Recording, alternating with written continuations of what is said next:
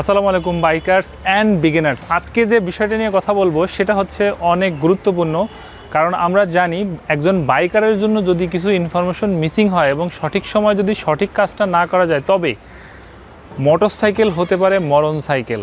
So আজকে আমি আপনাদের সাথে তুলে ধরবো এমন 11টি পয়েন্ট, যে 11টি পয়েন্ট আপনাদের জন্য খুবই জরুরি হতে যাচ্ছে।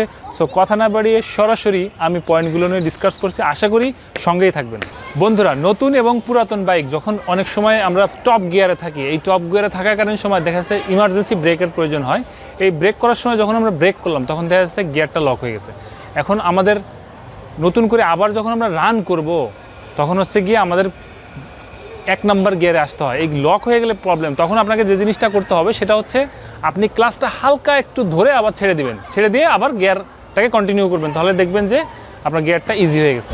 বন্ধুরা, অনেকের প্রশ্ন আছে যে ইঞ্জিন অয়েল অ্যাকচুয়ালি কতদিন পর পর চেঞ্জ করবো। সো এই প্রশ্নের সমাধান হচ্ছে ইঞ্জিন অয়েল আমরা অনেকে বলে 500, অনেকে বলে 700। সো পারফেক্ট হচ্ছে আপনি প্রতি 1000 কিলোমিটার পর পর ইঞ্জিন অয়েলটা চেঞ্জ করে নেবেন, এটাই ভালো।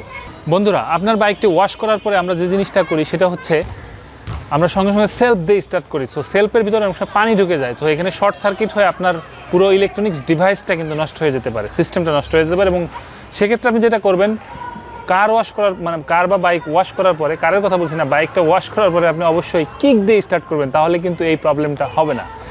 নেক্সট হচ্ছে আপনার বাইকের চেইন ক্লিনিংয়ের জন্য যে জিনিস এবং লুপ করার জন্য প্রথমে যে জিনিসগুলো ক্লিন করার জন্য যে জিনিসটা ইউজ করতে হবে সেটা হচ্ছে আপনি কোনোভাবে পেট্রোল জাতীয় কিছু, পেট্রোল, তারফিন কিংবা এই ধরনের কোনো কিছু দিয়ে আপনি আপনার চেনটাকে ক্লিন করবেন না।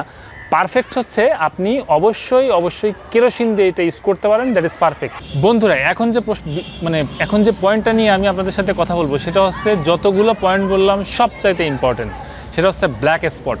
এই ব্ল্যাক স্পট এমন একটা জিনিস যেটা হচ্ছে, আমি আপনাদের ক্লিয়ার করছি, যে বড় গাড়িগুলো আছে এই গাড়িগুলোর অনেক সময় আমরা পিছনে যাই। সো পিছনে কোনোভাবে থাকা যাবে না, কারণ প্রত্যেকটা গাড়ির দুইটা লুকিং গ্লাস থাকে, একটা ডানে একটা বামে। সো ও কিন্তু ওই গাড়িটা সোজাসুজি দেখে যে ওর পিছনে কিছু আছে কিনা, বা ডানের কিছু আছে কিনা, কিংবা বামের কিছু আছে কিনা। কোনোভাবে কোনো গাড়ির একদম পিছনে থাকবেন না, সেক্ষেত্রে একদম ডানে চলে যাবেন কিংবা বামে চলে যাবেন। ব্ল্যাক স্পটে থাকলে আরও একটা বিপদ হতে পারে, সেটা হচ্ছে অনেক সময় গাড়িগুলো রাস্তা ভাঙা আছে কিনা আপনি কিন্তু বুঝতে পারবেন না। কিন্তু আপনি যদি গাড়ির একদম বামে থাকেন কিংবা ডানে থাকেন, তাহলে আপনার গাড়িটা, ওই সামনের গাড়িটা যদি কোনো গর্তে পড়ে তাহলে আপনি কিন্তু বুঝতে পারবেন যে অ্যাকচুয়ালি ওইখানে গর্ত আছে। সো আপনি নিজেকে সেভ করতে পারবেন। এবং আমি আপনাদের আরেকটা রিকোয়েস্ট করবো, কোনো ক্ষেত্রে হাইওয়ে রোডে আপনি সর্বশেষ ডানের যে লেনটা আছে সেটাই ইউজ করাটা পারফেক্ট। বন্ধুরা, আমাদের অনেক সময় ইমার্জেন্সি ব্রেক করার কিন্তু প্রয়োজন হয়। সেক্ষেত্রে আমরা যেটা 100% বাইকার যে জিনিসটা করি সেটা হচ্ছে আমরা আগে ক্লাচ চাপি, তারপরে সিস্টেমেটিক্যালি ব্রেক কিন্তু এটা আসলে নিয়ম না। আপনাকে যখন যেটা করতে হবে সেটা হচ্ছে যখন আপনার ইমার্জেন্সি ব্রেক করার প্রয়োজন হবে তখন আপনি উইদাউট ক্লাচ ব্রেক করবেন, that is engine brake. So engine brake is perfect for emergency break.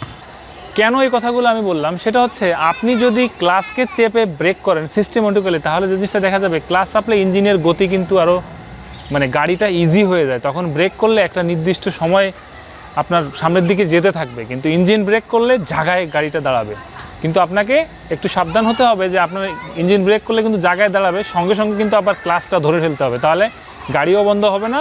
এবং আপনি পড়ে গেলেও আপনাকে কিন্তু একটু সতর্ক থাকতে হবে, যাতে করে আপনি পড়ে গেলেও যাতে আপনাকে সেভ করতে পারবেন। বন্ধুরা, আপনি টপ গিয়ারে গাড়ি চালাচ্ছেন, সো এরকম সময় দেখা যায় যে আপনি হঠাৎ করে দেখলেন যে আপনার ক্লাচ কাজ করছে না, আপনি কি করবেন?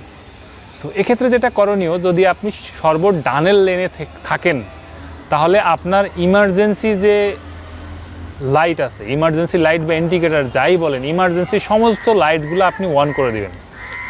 প্রথম এটা অন করে দিবেন এবং আপনার অ্যাক্সেলেটার যে ইয়াটা আছে ওটাকে আপনি একদম ছেড়ে দিবেন, জিরোতে নিয়ে আসবেন।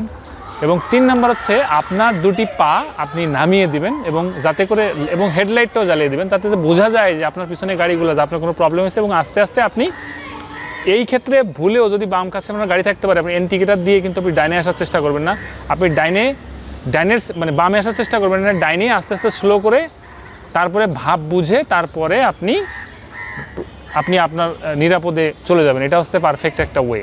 বন্ধুরা, আপনি গাড়ি চালাতে হঠাৎ করে খেয়াল করলেন যে আপনার সামনের ব্রেকটা কাজ করছে না। সো এক্ষেত্রে আপনি কি করবেন? সেক্ষেত্রে করণীয় হচ্ছে আপনি সর্বপ্রথম আপনাকে ইমার্জেন্সি যে লাইটটা আছে, ইমার্জেন্সি যে ইন্ডিকেটারটা আছে, এটা অন করে দেবেন।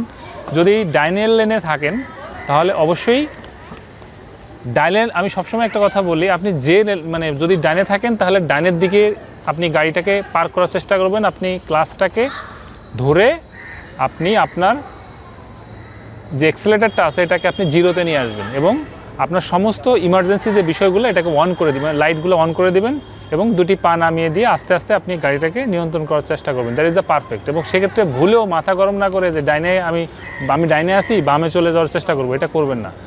মাথা ঠান্ডা, যে কোনো সিচুয়েশনে মাথাকে ঠান্ডা করে আপনি কাজ করবেন, আশা করি সমস্যার সমাধান হয়ে যাবে। বন্ধুরা, আমরা যে কাজটা করি সেটা হচ্ছে, আমরা যারা নতুন বাইকার আছি তাদের একটা বড় সমস্যা, সেটা হচ্ছে আমরা সবসময় পিছনের ব্রেকটা করার চেষ্টা করি।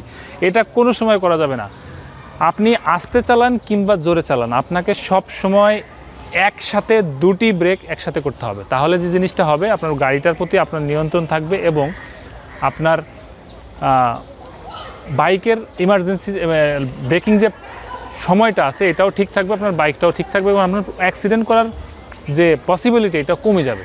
আর লাস্ট যে কথাটা বলে আমি বন্ধুরা শেষ করব, সেটা হচ্ছে আপনি যখন ডানে যাবেন কিংবা বামে যাবেন অথবা সোজা যাবেন, এই যেদিকে আপনি যাবেন না কেন, আপনি ইন্ডিকেটারটা অবশ্যই ব্যবহার করবেন এবং ইমার্জেন্সি যে ইন্ডিকেটারটা আছে এটাও ব্যবহার করবেন এবং অন্তত 5 সেকেন্ড আগে আপনি এটা ব্যবহার করবেন। সো আশা করি বন্ধুরা আমি অনেকগুলো টিপস এবং ট্র্যাক নিয়ে কথা বললাম। সো যদি এ ব্যাপারে আরও কোনো কিছু জানতে চান সো অবশ্যই আপনারা লিখে জানাবেন এবং চ্যানেলটা সাবস্ক্রাইব করতে ভুলবেন না। সো ভালো থাকবেন, দেখা হবে আবার নতুন কোনো বিষয়ে। সো সবার শুভকামনা এবং সুস্থতার কামনা করে আজকে শেষ করছি। Thank you and thanks again.